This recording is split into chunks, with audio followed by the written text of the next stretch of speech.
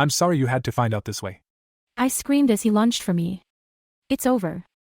His hands were clenched tight on my wrists as he dragged me out from under the desk. I pulled back, trying to wrench myself free, but it was no use. Thump. A loud crash sounded behind us. Eric whipped around, and for a split second, his grip released. I acted instantly.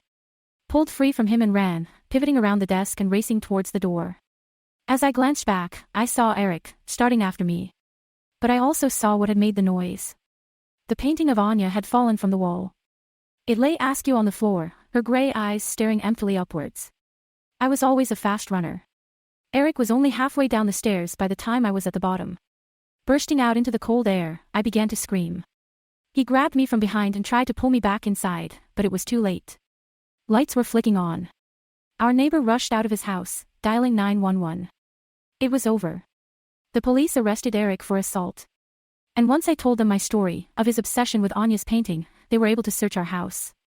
And hidden in his office drawer, in a small box, was a pair of gold earrings. The same earrings Anya wore on the hike that day. The case is slowly mounting against him. I'm hoping, praying Anya gets justice and that a jury convicts him of her horrible murder. And would he have done the same to me if I hadn't escaped? If Anya's painting hadn't fallen off the wall? There was an explanation, of course.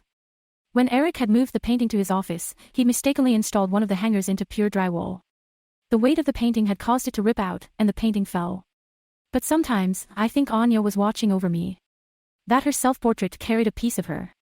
And that night, she protected me from falling victim to the monster who ended her life. The painting now hangs up in my foyer. Every day I walk by it, and new details pop out at me, the deep, shadowy green of the room behind her. A perfectly painted strand of blonde hair. The glint in her piercing gray eyes. And sometimes, I think she's smiling back at me.